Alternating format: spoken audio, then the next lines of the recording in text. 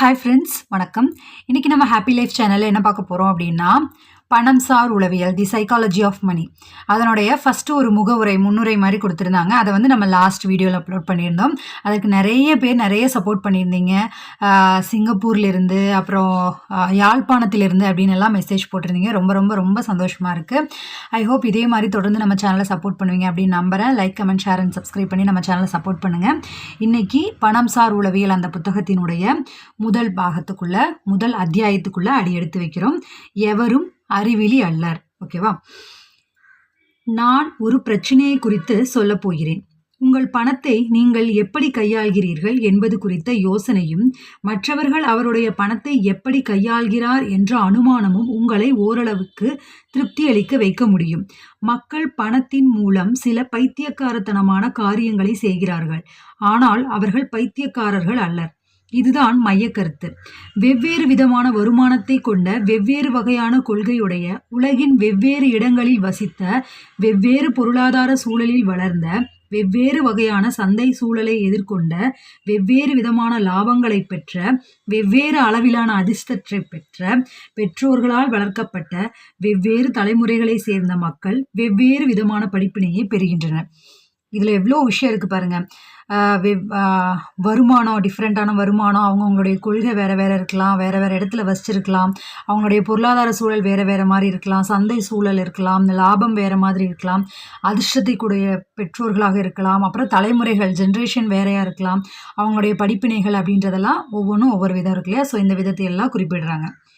உலகம் எப்படி இயங்குகிறது என்பது குறித்த தனித்துவமான அனுபவத்தை ஒவ்வொருவரும் பெற்றுள்ளனர்.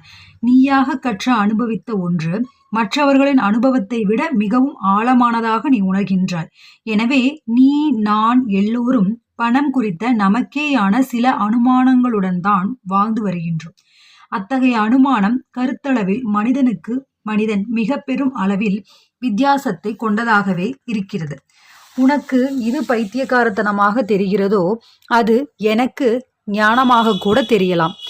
வாழ்க்கையில் வறுமையில் வளர்ந்துயர்ந்த ஒருவன் பொருளீட்டல் குறித்த ஆபத்துகளையும் பயன்களையும் எதிர்நோக்கும் அந்த பக்குவமும் செல்வத்திழைப்பில் வளர்ந்து வரும் நிதியாளரால் கூட அடைந்துவிட இயலாது. பணவீக்கம் மலிந்திருந்த காலத்தில் பிறந்து வளர்ந்த ஒருவன் அடைந்த அனுபவங்கள் சீரான பொருளாதார சூழலில் வளர்ந்த ஒருவனுக்கு கிடைப்பது அரிதாகும். 1990களில் சந்தை சூழலில் குளிர் காய்ந்து கொண்டிருந்த தொழில்நுட்ப பணியாளர்களின் கற்பனைக்கும் எட்டாத அனுபவங்களை உலகின் மிகப்பெரிய பங்கு சந்தை வீழ்ச்சியின் போது தன் முதலீடுகள் அனைத்தையும் இழந்த ஒரு பங்கு சந்தைதாரர் அனுபவித்திருக்க முடியும். கடந்த 30 வருடங்களாக பண வீழ்ச்சியின் சூழலையே அனுபவிக்காத ஒரு ஆஸ்திரேலியர், அமெரிக்கர் எவருமே கண்டிராத வீழ்ச்சியை அனுபவித்தனர். மேலும் மேலும் இப்படிப்பட்ட அனுபவங்கள் தொடர்ச்சியாக முடிவின்றி இருந்து வருகின்றன. பணத்தை குறித்து உனக்கு தெரியும் ஒன்று எனக்கு தெரியாமல் இருக்கலாம். அதே போலவே எனக்கு தெரிந்த ஒன்று உனக்கு தெரியாமல் இருக்கலாம். என் அனுபவங்களிலிருந்து வேறுபட்ட வழியில் நீ உன் வாழ்க்கையில் வேறு விதமான நம்பிக்கைகளையும் இலக்குகளையும் எதிர்பார்ப்புகளையும் அனுபவிக்கின்றாய்.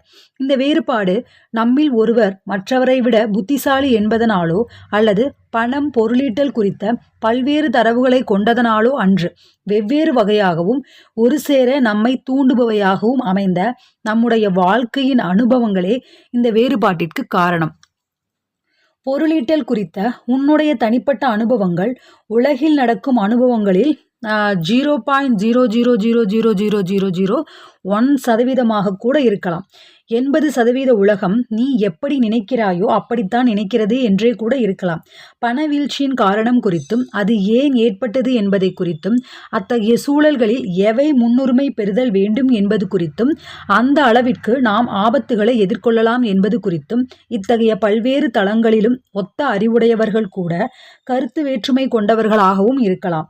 1930களில் அமெரிக்காவில் நிகழ்ந்த மிகப்பெரிய பணவீழ்ச்சியை குறித்து தன்னுடைய புத்தகத்தில் ஃபெடரிக் லீவ்ஸ் ஆலன் இந்த பணவீழ்ச்சி பல லட்சக்கணக்கான அமெரிக்கர்களை அவர்களின் எஞ்சிய காலம் யாவும் வருந்தும்படியான மாற்றத்தை ஏற்படுத்திவிட்டது என்கிறார். ஆனாலும் பல்வேறு வகையான அனுபவங்களை அந்த பணவீழ்ச்சி தந்து சென்றிருக்கிறது. இது நடந்து 25 வருடங்களுக்கு பிறகு அமெரிக்க அதிபருக்கான தேர்தலுக்கு போட்டியிடும் தருணத்தில் ஜான் எஃப் கெனடியிடம் ஒரு பத்திரிகையாளர் அந்த பணவீழ்ச்சி குறித்த நினைவுகளை பகிர்ந்து கொள்ளும்படி முறையிடுகிறார். அதற்கு பதிலுரையாக ஜான் எஃப் கெனடி சொன்னது, ஜான் எஃப் கென்னடி அவர்கள் சொன்ன விஷயத்த சொல்றாங்க. நான் அந்த பணவீழ்ச்சியை நேரடியாக அனுபவித்தவன் அல்லன். எங்கள் குடும்பம் மிக மிகச் செல்வச் செழிப்பாக இருந்த குடும்பம். எந்த காலத்தை ஒப்பிட்டாலும் எங்கள் குடும்பம் கொண்டிருந்த செல்வம் மிக அதிகம். மிகப்பெரிய மாளிகைகள், கணக்கற்ற பணியாளர்கள், பரந்த அளவிலான பயணங்கள் என மிகவும் செழிப்பாக இருந்த குடும்பம். பசியை போக்கிக் கொள்ளட்டும் என்ற எண்ணத்தில் எங்கள் தந்தையார் தேவைக்கு அதிகமான பணியாளர்களை எங்கள் தோட்டத்தில் நியமித்த அந்த ஒரு நிகழ்வு மட்டும் இன்னும் எனக்கு நினைவிலுள்ளது. பின் நாட்களில் நான் ஹார்வர்டில் கல்வி கற்கும் போது படித்ததை தவிர உண்மையாகவே நான் அந்த பணவீழ்ச்சியின் கோரத்தை சரியாக தெரிந்து கொள்ளவில்லை. ஜான் எஃப் கென்னடியின் இந்த கூற்று 1960ஆம் ஆண்டு நடந்த அதிபர் தேர்தலில் மிகப்பெரிய விவாதப் பொருளாக கருதப்பட்டது. கடந்த தலைமுறையில் நிகழ்ந்த மிக பெரும் பணவீழ்ச்சி குறித்த எண்ணங்களே இல்லாத ஒருவரிடம் நிகழ்கால பொருளாதாரத்தை காக்கும் பொறுப்பை எப்படி கொடுப்பது என்ற வினா மக்களிடம் எழ ஆரம்பித்தது. ஆனால் அப்போது நிகழ்ந்த 2ஆம் உலகப் போரில் ஜான் எஃப் கென்னடியின் பங்கு இந்த வினாவையே பல முறை புறக்கணித்து புதைத்தது. அந்த சமயத்தில் அந்த போர் அனுபவம் மக்களிடையே உணர்ச்சி பூர்வமான செய்தியாக பரவியது. அதிபர் தேர்தலில் ஜான் எஃப் கென்னடியை எதிர்த்த ஹூபர்ட் ஹம்ப்ரி இத்தகைய போர் அனுபவத்தை பெற்றவர் அல்ல.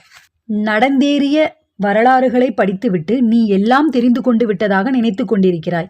ஆனால் தனிப்பட்ட முறையில் அத்தகைய நிலையில் வாழாமல், நேரடியாக அதன் விளைவுகளை சந்திக்காமல், அத்தகைய படிப்பினைகள் உன் நடைமுறைகளையும் பழக்க வழக்கத்தையும் மாற்றுவதற்கு ஏற்ற அளவிற்கு அதை உன்னால் முழுமையாக புரிந்து கொள்ள இயலாது. இந்த உலகம் எப்படி செயல்படுகிறது என்பதை நாம் அறிந்துள்ளோம் என்றே நாம் அனைவரும் நினைக்கின்றோம். ஆனால் உண்மையில் இந்த உலகின் ஒரு மிகச் சிறு வெளிச்சத் துளியையே நாம் எல்லோரும் இனம் கண்டுள்ளோம். ஒரு முதலீட்டாளராக மைக்கேல் ஃபேட்னிக் கூறுகின்றார், சில படிப்பினைகளை நாம் கற்றுக்கொள்வதற்கு முன்னர் அத்தகையவற்றை நாம் அனுபவித்தல் அவசியம். நாம் அனைவருமே பல்வேறு வகையில் இந்த உண்மையால் பாதிக்கப்பட்டவர்கள். அடுத்து 2006ஆம் ஆண்டில் நிகழ்ந்த ஒரு பொருளாதார ஆய்வு பற்றி சொல்கிறாங்க. ஃப்ரெண்ட்ஸ், அதுக்கு முன்னாடி நம்ம சேனல் உங்களுக்கு பிடிச்சிருக்கு, நம்ம சேனலில் வர விஷயங்கள் எல்லாம் உங்களுக்கு யூஸ்ஃபுல்லாக இருக்குது அப்படின்னு நினச்சிங்கன்னா தயவுசெய்து like, comment, share and subscribe பண்ணி நம்ம சேனலை சப்போர்ட் பண்ணுங்கள். நீங்கள் பண்ணக்கூடிய ஒவ்வொரு கமெண்ட்ஸும் எனக்கு வந்து பெரிய பெரிய மோட்டிவாக இருக்குது. நம்ம சேனலில் ஆல்ரெடி ஆழ்மனதின் அற்புத சக்தி, அப்புறம் சிந்தித்து பாரு செல்வந்தனாக இதை வந்து அப்லோட் பண்ணிகிட்ருக்கோம். அப்புறம் இப்போ வந்து பணம் சார் உளவியல் அப்லோட் பண்ணிகிட்ருக்கோம். இதுவும் உங்களுடைய சப்போர்ட்டால் முழுமையடையும். அது எல்லாமே உங்களுடைய சப்போர்ட் இல்லாமல் நடக்காது. ஸோ தட் மறக்காமல் சப்ஸ்கிரைப் பண்ணிவிட்டு பாருங்கள், லைக் பண்ணுங்கள். நீங்கள் கொடுக்கக்கூடிய ஒவ்வொரு கமெண்ட்டும் எனக்கு ஒரு பிக்கஸ்ட் மோட்டிவாக இருக்கும். ஐ ஹோப் நீங்கள் பண்ணுவீங்க அப்படின்னு நம்புகிறேன். இதே போல் உங்கள் ஃப்ரெண்ட்ஸ் அண்ட் ஃபேமிலிக்கு இதை ஷேர் பண்ணுங்கள், அவங்களுக்கு இது யூஸ்ஃபுல்லானதாக அமையும்.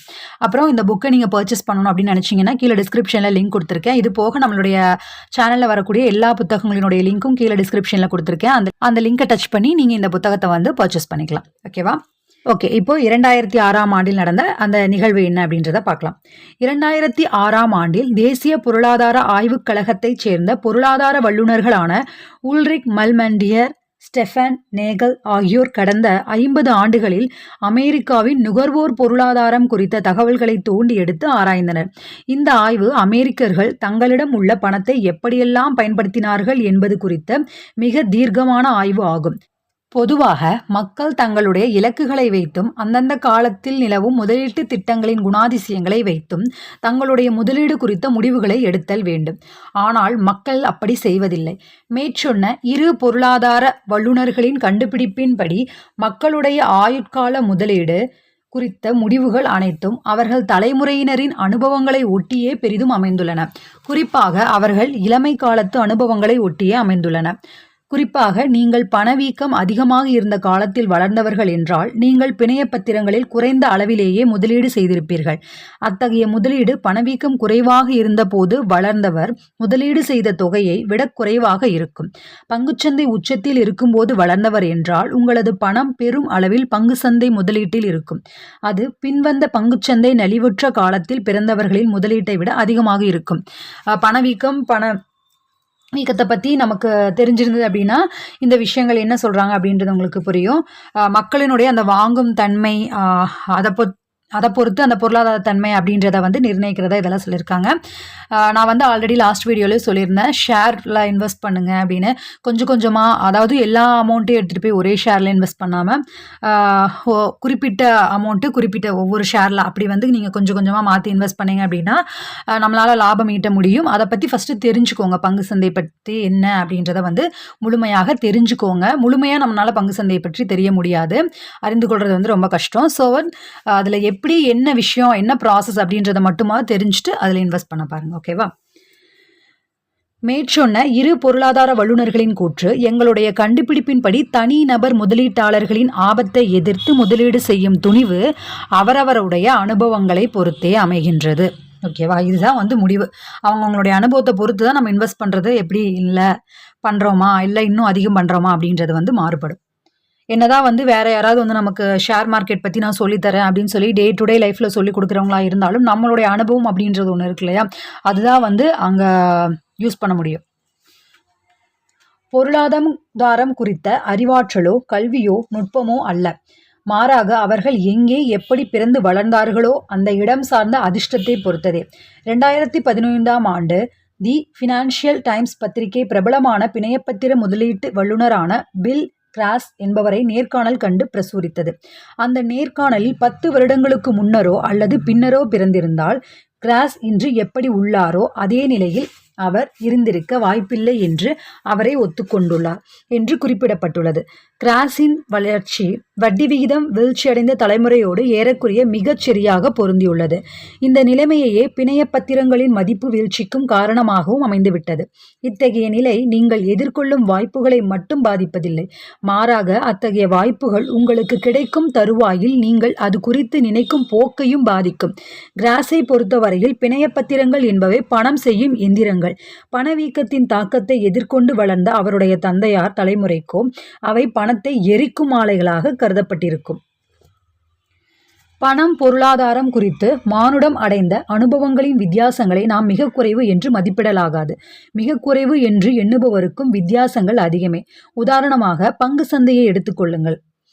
1970களில் நீங்கள் பிறந்திருப்பீர்கள் என்றால் S&P 500 பணவீக்கத்திற்கு ஏற்ப உங்களுடைய 10 வயதுகளிலும் 20களிலும் ஏறக்குறைய 10 மடங்காக உயர்ந்திருக்கும்.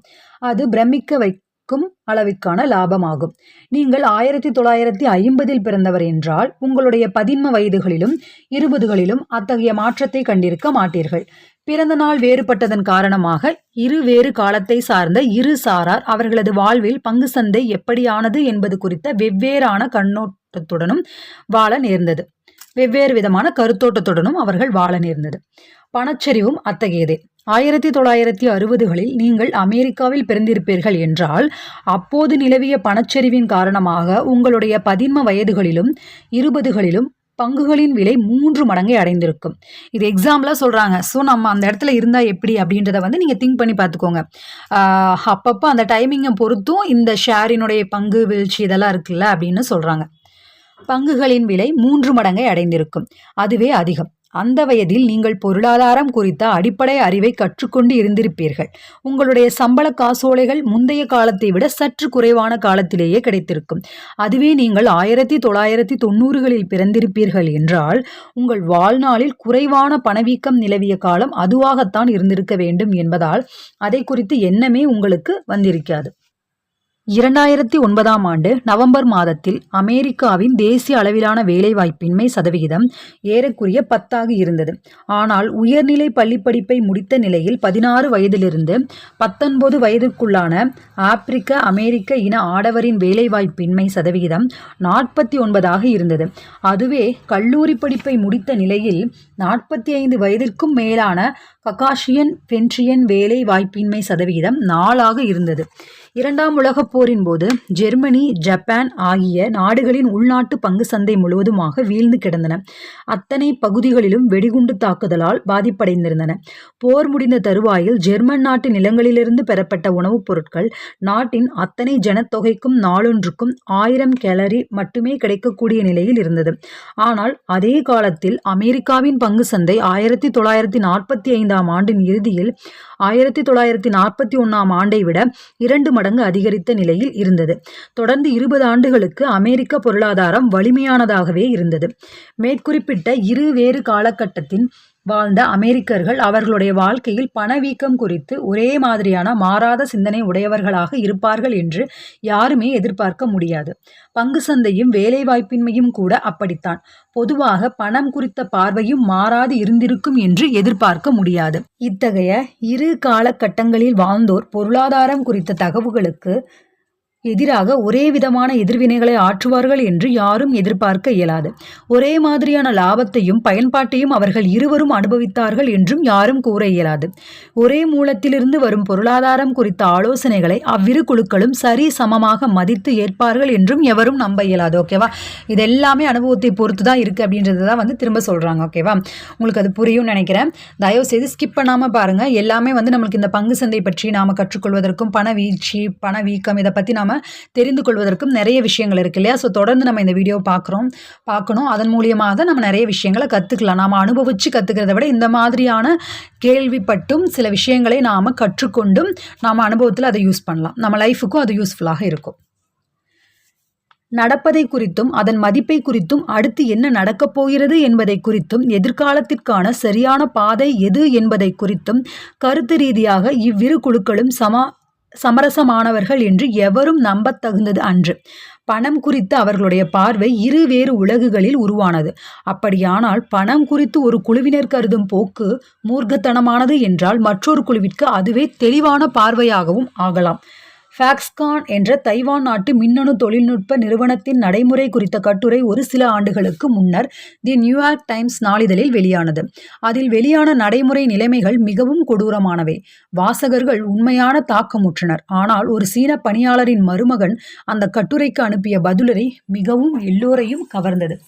அமெரிக்கர்களால் இனிப்பு கடைகள் என அழைக்கப்பட்ட இடத்தில் என்னுடைய அத்தை பல ஆண்டுகள் பணியாற்றினார். அது மிகவும் கடுமையான பணி, நீண்ட பணி நேரம், குறைவான ஊதியம், தரமற்ற பணி சூழல். உங்களுக்கு தெரியுமா? அத்தகைய தொழிற்கூடங்கள் ஒன்றில் பணியாற்றுவதற்கு முன்னர் என் அத்தை என்ன செய்து கொண்டிருந்தார் தெரியுமா? விபச்சாரம். அவருடைய முந்தைய வாழ்க்கை முறையோடு ஒப்பிட்டால் இனிப்பு கடையில் பணிபுரிவது என்பது என்னை பொறுத்தவரையில் ஒரு விதமான முன்னேற்றமே. அந்த கொடுமையான முதலாளித்துவ எண்ணம் கொண்ட கடைக்காரர் ஓரிரு டாலர்களுக்காக என் அத்தையை மோசமாக பயன்படுத்தி இருப்பார் என்றும் எனக்கு தெரியும். சில பெண்ணிகளுக்காக முகந்தெரியாதோர் பலர் என் அத்தையின் உடலை மோசமாக பயன்படுத்தி இருப்பார்கள் என்பதே. அது அந்த அமௌண்ட்டை மீன் பண்ணுறாங்க. நம்ம ருப்பீஸ்ன்னு சொல்கிறோம், டாலர்னு சொல்கிறோம் இல்லையா? அதை தான் அவங்க அப்படி மீன் பண்ணுறாங்க. இதனால் தான் நான் பல அமெரிக்கர்களின் சிந்தனையால் வருத்தம் அடைகிறேன். மேற்கத்திய நாடுகளில் இருப்பது போன்ற வாய்ப்புகள் எங்களுக்கு கிடைக்கவில்லை. இந்த நாடு வேற்று நாடு. ஆமாம், தொழிற்சாலையின் பணி மிகவும் கடினமானதுதான். பணி சற்று எளிதாக இருந்திருக்கலாமா? ஆம், அமெரிக்காவின் பணிகளுடன் ஒப்பிடும்போதுதான் இத்தகைய பணி கடினமானது. இந்த பதிலுரையை நான் எப்படி பொருள் கொள்வது? என்னில் ஒரு பாதி இது குறித்து காரசாரமாக விவாதிக்க துடிக்கிறது. அடுத்த பாதி இது குறித்து யோசித்து அறிந்து கொள்ள விளைகிறது. ஆயினும் எப்படி வெவ்வேறான அனுபவங்கள் வெவ்வேறான பார்வைகளை தருகின்றன என்பதற்கான ஒரு சிறந்த எடுத்துக்காட்டாகும். ஒரே கருத்தை உள்ளுணர்வுடன் அலசி பார்க்கும்போது அது வெவ்வேறான பார்வைகளுடன் விரிகிறது. பணம் குறித்த மனிதன் எடுக்கும் ஒவ்வொரு முடிவும் அந்தந்த கணத்தில் அது முடிவை சார்ந்தது. அவர் அறிந்த தரவுகளால் நியாயப்படுத்தப்படுகின்றன. அவ்வாறான முடிவுகளும் நியாயங்களும் அவர்கள் மனங்களுக்குள் வளர்த்து கொண்ட தனித்துவமான முன்மாதிரி வடிவத்துக்குள் புகுத்தப்படுகின்றன. அதுவே பின்னர் உலகம் எப்படி இயங்குகிறது என்று கருத்தாக எழுகிறது. இத்தகைய மக்கள் தவறான தகவல்களை பெறுதல் இயலும். இவர்கள் முழுமையற்ற தரவுகளை சேகரித்து இருக்கலாம். அவர்கள் கணக்கிடுவதில் மிக மோசமானவர்களாக இருக்கலாம். அவர்கள் வணிக விளம்பரங்களால் சந்தைப்படுத்தும் நடைமுறைகளாலும் துளைத்தெடுக்கப்பட்டிருக்கலாம். தாம் என்ன செய்கின்றோம் என்ற எண்ணமற்றவர்களாகவும் அவர்கள் இருக்கலாம். அவர்கள் செயல்களின் எதிர்வினைகளை கணிக்கும் சக்தியற்றவர்களாகவும் அறிவற்றவர்களாகவும் இருக்கலாம் என்றுதான் அவர்கள் புரிந்து கொள்வார்களோ? ஆனாலும் மக்கள் எடுக்கும் ஒவ்வொரு பொருளாதார முடிவின் போதும் அவர்கள் அது குறித்து பல்வேறு காரணிகளை ஒவ்வொன்றாக ஆய்ந்து தெளிவாக முடிவெடுக்கிறார்கள். அவர்கள் செய்யும் ஒவ்வொரு முடிவுக்கும் அவர்கள் ஏன் அந்த முடிவை எடுக்கிறார்கள் என்பதற்கும் எவ்வாறு அந்த முடிவை எடுக்கிறார்கள் என்பதற்கும் காரணமாக அவர்களுக்கு அவர்களாகவே ஒரு கதையை சொல்லி நியாயப்படுத்தி கொள்கிறார்கள். அத்தகைய கதைகள் அவரவர் சொந்த அனுபவங்களால் சித்தரிக்கப்பட்டவையே ஆகும். எளிய உதாரணமாக லாட்டரி சீட்டை எடுத்துக்கொள்வோம்.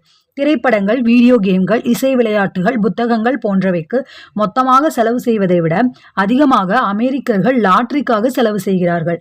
அதுவும் லாட்டரி சீட்டுகளை வாங்குபவர் யார்? பெரும்பாலும் ஏழைகள், அடிப்பட்ட வருமானம் கொண்ட அமெரிக்க குடும்பங்கள். லாட்டரிக்கென்று ஆண்டுக்கொன்று சராசரியாக $412 செலவு செய்கிறார்கள். இது உயர்மட்ட குடும்பங்கள் லாட்டரிக்காக செலவு செய்யும் சராசரி தொகையை விட 4 மடங்கு அதிகமாகும். 40% அமெரிக்கர்களுக்கு ஆபத்து காலத்தில் $400 திரட்டுவது என்பது மிகவும் அரிய செயலாகும். இந்த உண்மை கூற வருவது $400 லாட்டரி சீட்டு வாங்கும் மக்களுள் பெரும்பாலானோர் ஆபத்து காலத்தில் $400 திரட்ட முடிவது இல்லை என்பதே. மில்லியனில் ஒருவருக்கு கிடைக்கும் பெரிய வாய்ப்பை எதிர்பார்த்து லாட்டரி சீட்டுக்காக செலவு செய்து தங்களுடைய பாதுகாப்பை இத்தகையோர் தாரை வார்த்து விடுகிறார்கள். இது மிகவும் முட்டாள்தனமாக எனக்கு தோன்றுகிறது. ஒருவேளை உங்களுக்கும் இது முட்டாள்தனமாக தோன்றலாம். ஆனால் நான் அந்த அடிமட்ட வருமான வரம்பில் இருப்பவன் அல்லன். நீங்களும் அப்படிப்பட்டவராகத்தான் இருத்தல் கூடும். இதனால் அடிமட்ட வருமான வரம்புக்கு கீழ் உள்ளோர் இத்தகைய லாட்டரி சீட்டுகளை வாங்கும் உள்ளுணர்வுக்கு காரணத்தை நம்மில் பலர் உள ரீதியாக புரிந்து கொள்வது என்பது கடினமான செயலாகும். ஆயினும் சற்றே ஆழ்ந்து யோசித்தால் இத்தகைய உள்ளுணர்வுக்கான காரணம் குறித்து கற்பனை இவ்வாறாக விரியலாம். நாங்கள் மாதம் சம்பளம் வாங்கினாலும் எங்களால் சேமிப்பது என்பது கடினமாகவே இருக்கிறது. அதிக சம்பளம் தரக்கூடிய வாய்ப்புகள் எங்களுக்கு கையில் கிடைக்கக்கூடியதாக இல்லை. கேளிக்கை விடுமுறைக்கெனவோ புதிய கார்களுக்கென்றோ உடல்நல காப்பீட்டுக்கென்றோ பாதுகாப்பான இடத்தில் வீடு வாங்குவதற்கென்றோ எங்களால் செலவு செய்ய இயலாது. நாங்கள் கடன் வாங்காமல் எங்களுடைய குழந்தைகளை கல்லூரிக்கு அனுப்ப இயலாது. நீங்கள் படிக்கக்கூடிய பொருளாதாரம் சம்பந்தப்பட்ட நூல்கள் இப்போது எங்களிடமோ அல்லது எதிர்காலத்தில் கிடைக்கும் என்ற நிலையோ எங்களுக்கு இல்லை. எங்கள் வாழ்க்கையிலும் உங்களிடம் ஏற்கனவே உள்ள நல்ல பொருட்களை போன்று வாங்க ஆசைப்படுகிறோம். லாட்டரி சீட்டு வாங்கும் அந்த கணத்தில் மட்டும்தான் அத்தகைய ஒரு வாழ்க்கையை கனவாய் காண்பதும் சாத்தியப்படுகின்றது. அந்த கனவுக்காக நாங்கள் செலவு செய்கிறோம். இதை உங்களால் உணர்ந்து கொள்ள முடியாது. ஏனென்றால் நீங்கள் ஏற்கனவே அந்த கனவில் வாழ்ந்து வருகிறீர்கள். அதனால்தான் நீங்கள் வாங்குவதை விட அதிக அளவில் லாட்டரி சீட்டுகளை நாங்கள் வாங்குகிறோம். இது யார் இப்படி நினைப்பாங்க அப்படின்னு சொல்கிறாங்கன்னா, லாட்டரி சீட்டு வாங்குறதுக்கு ஏன் இவ்வளோ அமௌண்ட் செலவு பண்ணுறீங்க அப்படின்னு சொல்லி நாம் ஒருத்தங்க கிட்ட சப்போஸ் அவங்க அப்படி வாங்கிட்டு இருந்தாங்க அப்படின்னா அவங்களுடைய உள்ளுணர்வான எண்ணம் இந்த மாதிரியாக இருக்கலாம். அவங்களுடைய உளவியலான ரீதியிலான எண்ணம் இப்படிப்பட்டதாக இருக்கலாம் அப்படின்னு சொல்கிறாங்க. இத்தகைய நியாயத்தையோ காரணத்தையோ நீங்கள் ஏற்றுக்கொள்ள வேண்டும் என்பதில்லை. பொருளாதார ரீதியாக வீழ்ந்து கிடந்தாலும் லாட்டரி சீட்டு வாங்குவது என்பது சரியான முறை ஆகாது. ஆனாலும் லாட்டரி சீட்டின் விற்பனை ஏன் தொடர்கிறது என்பதை ஒரு விதமாக என்னால் புரிந்து கொள்ள இயலும். நீங்கள் செய்வது முட்டாள்தனம் என்றாலும் அதை ஏன் நீங்கள் செய்கிறீர்கள் என்பதை நான் அறிவேன் என்ற இந்த புரிதலே பணம் குறித்து எடுக்கும் பல்வேறு முடிவுகளில் மூல காரணத்தை வெட்ட வெளிச்சமாக்குகிறது. சிலர் பொருளாதாரம் குறித்த முடிவுகளை வெற்று கணக்குகளால் மட்டுமே தீர்மானிக்கிறார்கள். பொதுவாக இவர்கள் அத்தகைய தீர்மானங்களை இரவு உணவு அருந்தும் மேசையிலேயோ அல்லது அலுவலக கூட்டங்களிலேயோ முடிவு செய்கிறார்கள். தனி மனித அனுபவங்கள், உலகை குறித்த உங்களுடைய தனிப்பட்ட பார்வை, நானெனும் அகந்தை, கர்வம், வணிக யுக்திகள், சில லாபங்கள் ஆகியவை எல்லாமாய் சேர்ந்து ஒரு விதமான காரணமாக நீங்கள் எடுக்கும் முடிவுக்கு துணை போகின்றன. இப்போ அடுத்த பணம் குறித்த முடிவுகளை எடுப்பது ஏன் கடினமான காரியம் என்பதையும் அதற்காக தேவையற்ற நடத்தைகள் ஏன் துணை போகின்றன என்பதையும் விளக்குவது என்பது மிக முக்கியமான காரியமாகும். பணம் குறித்த இந்த புரிதல் எவ்வளவு புதிதானது என்பதை உணர்வதிலேயே அது அமைகிறது. பணம் என்பது நீண்ட நெடுங்காலமாய் பயன்பாட்டில் உள்ளது. இன்றைய நிலையில் துருக்கி என்று அழைக்கப்படும் பகுதியில் கிமு 600 இருந்தே லிடியா என்ற ராஜ்யத்தை ஆண்ட அரசன் அல்யாட்டஸ் தான் முதலில் பணம் என்ற ஒன்றை நடைமுறைக்கு கொண்டு வந்தான் என்று நம்பப்படுகிறது. ஆனால் சேமிப்பதும் முதலிடுவதும் ஆகிய பணம் குறித்த முடிவுகளை எடுக்க இன்றைய நவீன உலகில் அடிப்படையாக கருதப்படுபவை செயல்முறையில் சிறு பிள்ளைத்தனமாக இருக்கின்றன. பணியோய்வை எடுத்துக்காட்டாக கொள்வோம். 2018 ஆண்டில் இறுதியில் அமெரிக்க பணியோய்வு கணக்கில் $27 டிரில்லியன் இருந்தன. அந்த நிதியே பொதுவாக முதலீட்டாளர்களின் சேமிப்பையும் முதலீட்டுக்கான முடிவுகளையும் தீர்மானிக்கும் முதன்மையான காரணியாக இருந்தது. ஆனால் பணியோய்வுக்கான தகுதி என்னும் முழுமையான வழக்கம் அதிகபட்சம் 2 தலைமுறைகள் மட்டுமே பழமையானது. 2ஆம் உலகப் போருக்கு முன்னர் அமெரிக்காவில் பெரும்பாலானோர் அவர்கள் இறக்கும் வரை பணியில் இருந்தனர். அந்த சூழலில் அதுவே எதிர்பார்ப்பும் உண்மையும் கூட. 1940 ஆண்டு வரை பணிக்கு செல்வோரில் 65 வயதிற்கு மேற்பட்ட ஆடவரின் சதவிகிதம் 50ஐ விட அதிகமாக இருந்தது. இந்நிலையை மாற்றவே சமூக பாதுகாப்பு குறிக்கோளாக மேற்கொள்ளப்பட்டது. ஆயினும் அந்த முயற்சியின் தொடக்கத்தில் அது ஒரு முழுமையான ஓய்வூதியத்தை கூட பெற்றுத்தராத வகையில் மட்டுமே இருந்தது. 1940 ஆண்டு ஐடா மே புல்லர் என்பவை முதலாக சமூக பாதுகாப்பு காசோலையை பெற்றபோது அதன் தொகை வெறும் 22 $54 தான். பணவீக்கத்தை கணக்கில் கொண்டால் அதன் மதிப்பு $416 எனலாம். 1980கள் வரை ஓய்வு பெற்றவர்களுக்கு வழங்கப்படும் சமூக பாதுகாப்பு காசோலையின் சராசரி மதிப்பு $1000 தாண்டவில்லை.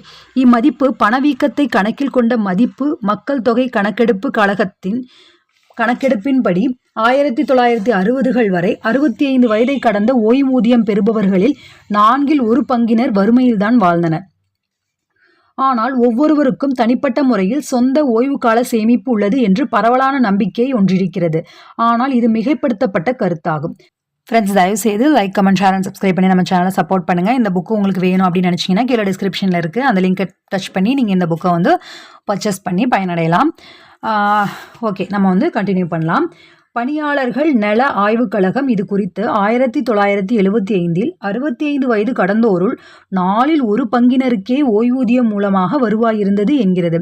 இத்தகைய அதிர்ஷ்டசாலிகளுக்கும் வழங்கப்படும் ஓய்வூதியம் வாழ்வதற்கு தேவையான பணத்தில் வெறும் 15% மட்டுமே. 1955ஆம் ஆண்டு தி நியூயார்க் டைம்ஸ் பத்திரிகையில் ஓய்வு பெறுவதற்கான விளைவு பணியாளர்களிடையே ஓங்கியே இருந்தாலும் ஓய்வு பெறுவது என்பது இயலாத காரியமாகவே இருந்தது, தொடர்ந்து இருந்து வருகிறது என்று கருத்தை வலியுறுத்தும் விதமாக மாற்றியமைக்கப்பட்ட பழமொழியாக ஓய்வு பெறுவது குறித்து எல்லோரும் பேசினாலும் உண்மையில் மிகச் சிலருக்கே அது சாத்தியப்படுகிறது என்கிறது. 1980கள் வரை ஓய்வு பெறுவது என்பது எல்லோருக்குமான தகுதிதான் என்பதும் ஒவ்வொருவரும் கௌரவமாக ஓய்வு பெறுதல் அவசியம் என்பதும் சாத்தியப்படவில்லை. அத்தகைய நிலை இல்லாத காரணத்தால் கௌரவமாக ஓய்வு பெற வேண்டிய தங்கள் சொந்த பணத்தை சேமிப்பதும் முதலீடு செய்வதும் ஆகிய முறைகள் நெடுங்காலமாகவே எதிர்பார்ப்புகளாகவே இருந்து வருகின்றன. ஓய்வூதியம் என்பது எவ்வளவு சமீபத்திய முயற்சி என்பதை நான் இங்கே வலியுறுத்தி சொல்கிறேன். அமெரிக்காவில் பணியாளர்களின் ஓய்வூதிக்கான அடிப்படை சேமிப்பாக அமையும் 401k என்னும் முறை 1978 வரை வழக்கில் இல்லை. ரோத் IRAவும் 1998 முன்னர் தொடங்கப்படவில்லை. அதற்கு முன்னர் ஓய்வூதியம் என்பது ஏதோ மது அருந்துவதற்கு போதுமானதாக மட்டுமே இருந்தது. நம்மில் பலர் ஓய்வு காலத்திற்காக பணத்தை சேமிப்பதிலும் முதலீடு செய்வதிலும் திறனற்றவர்களாகவே உள்ளோம். இன்னும் உண்மை யாருக்கும் ஆச்சரியம் தருவதாக இல்லை. நாம் பணப்பித்து பிடித்தவர்கள் இல்லை, மாறாக நாம் எல்லோரும் புதியவர்கள். கல்லூரி செல்பவர்களின் நிலையும் இதை போன்றதுதான். 25 வயது கடந்த அமெரிக்கர்களில் இளங்கலை பட்டம் பெற்றவர்களின் விகிதம் 1940ஆம் ஆண்டு 20 பேருக்கு ஒருவரை விட குறைவாக இருந்தது. இதுவே 2015ஆம் ஆண்டில் 4 பேருக்கு ஒருவர் என்ற விகிதமாக உள்ளது. அந்த காலத்தின் கல்லூரி கட்டணம் பணவீக்கத்தை கருத்தில் கொண்டு கணக்கிடுவோமாயின் இன்றைய நிலையில் 4 மடங்கும் மேலாக அதிகரித்து உள்ளது. இத்தகைய போக்கு ஏதோ ஒன்று பெரிய அளவிலும் முக்கியமான காரணியாகவும் சமூகத்தில் தாக்கத்தை ஏற்படுத்துகிறது என்பதை இது நமக்கு தெரிவிக்கின்றது. உதாரணமாக, கடந்த 20 ஆண்டுகளில் பெரும்பாலானோர் கல்விக்கடன் குறித்து மோசமான முடிவுகளை எடுத்துள்ளார்கள். நாம் கற்றுக்கொள்ள அத்தகைய கடன் குறித்த மிக நீண்ட சரித்திரமும் தகவல்களும் நம்மிடமே இல்லை. இருந்தும் நாம் பறந்து கொண்டிருக்கிறோம். தொடங்கப்பெற்று வெறும் 50 ஆண்டுகளே ஆகியுள்ளன என்பதால் குறியீட்டு நிதிகளில் இண்டெக்ஸ் ஃபண்ட்ஸ் இத்தகைய நிலையே நிலவுகிறது. அதை போன்றே வெளிநாட்டு நிதிகளும் வெறும் 25 ஆண்டுகளுக்கு முன்னரே தொடங்கப்பெற்றன. இன்றைய நிலையில் மிகவும் பரவலாக காணப்படும் நுகர்வோர் கடன்களான அடமானங்கள், கடன் அட்டைகள், கார் கடன்கள் போன்றவை 2ஆம் உலகப் போரின் வரையில் அறியப்படாதவைகளாகவே இருந்தன. GI மசோதா அறிமுகத்துக்கு பின்னர் மில்லியனுக்கும் மேற்பட்ட அமெரிக்கர்களுக்கு கடன் பெறுவது எளிதான செயலாயிற்று. இந்த இண்டெக்ஸ் ஃபண்ட்ஸு, அப்புறம் பணம் வீழ்ச்சி, இது வந்து என்ன, பணவீக்கம், பணவீழ்ச்சி, இதை பற்றி உங்களுக்கு தெரிஞ்சுக்கணும் அப்படின்னு நினச்சா நான் வேணால் சின்ன ஒரு வீடியோ மாதிரி நான் வந்து அப்லோட் பண்ணுறேன். உங்களுக்கு வேணும் அப்படின்னு சொன்னீங்கன்னா கமெண்ட்டில் சொல்லுங்கள், ஓகேவா? அது போக நம்மளுடைய உங்கள் ஆழ்மனதின் அற்புத சக்தி வந்து முழுவதுமாக நம்ம அப்லோட் பண்ணியாச்சு. அதுவும் வந்து உங்களுடைய சப்போர்ட்னால தான். இப்போ வந்து சிந்தித்து பாரு செல்வந்தனாக அப்படின்ற அந்த புத்தகத்துலேயும் நாம் ஒரு 4-5 பதிவுகள், 4-5 பாகம் அத்தியாயம் வந்து அப்லோட் பண்ணியாச்சு. இப்போது இந்த பணம் சார் உளவியலையும் நாம் போட்டுட்ருக்கோம். அது எல்லாத்துக்குமே உங்களுடைய சப்போர்ட் வேணும் அப்படின்றத வந்து நான் உங்ககிட்ட தெரிவிச்சுக்கிறேன். So like, comment, share and subscribe பண்ணி நம்ம சேனலை சப்போர்ட் பண்ணுங்கள். ஓகே, கண்டினியூ பண்ணலாம். முடிய போகுது. 10,000 ஆண்டுகளுக்கு முன்னர் நாய்கள் மக்களின் தேவைக்கேற்ப பழக்கப்படுத்தப்பட்டன என்றாலும் இன்றளவும் அவை தங்களுடைய மூதாதையரின் குணாதிசயங்களை காத்து வருகின்றன. நாமோ புதிய பொருளாதார முறை வழக்கில் வந்து 20 ஆண்டுகளிலிருந்து 50 ஆண்டுகளே ஆகியிருந்தாலும் நம்மை அப்புதிய முறைக்கு பழக்கப்படுத்தி கொண்டு விடுவோம் என்ற நம்பிக்கையில் உள்ளோம். உண்மைக்கும் உணர்வுக்கும் இடையேயான நிலையில் பிடிப்பில் அமையும் ஒரு பொருளுக்கு இதை போன்ற சிக்கல் ஏற்படுவது இயல்பு. அந்த இயல்பே பணம் குறித்து நாம் என்ன செய்ய வேண்டும் அதையே நாம் ஏன் ஒவ்வொரு முறையும் செய்வதில்லை என்பதை விளக்க உதவும்.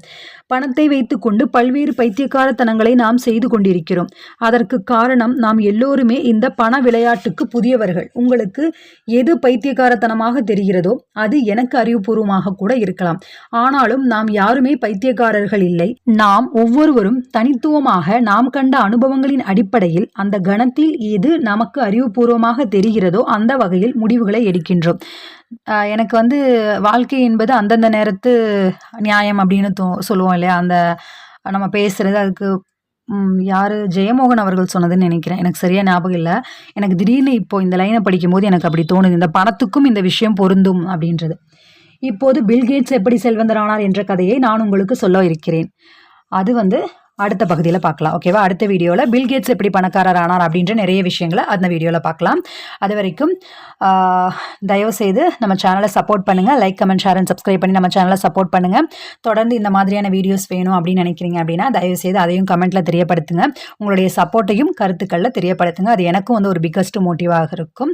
ஓகே ஃப்ரெண்ட்ஸ், உங்கள் எல்லோருக்குமே இந்த நாள் மட்டுமல்ல எல்லா நாளுமே இனிய நாளாக அமைய வாழ்த்துக்கள். பாய்.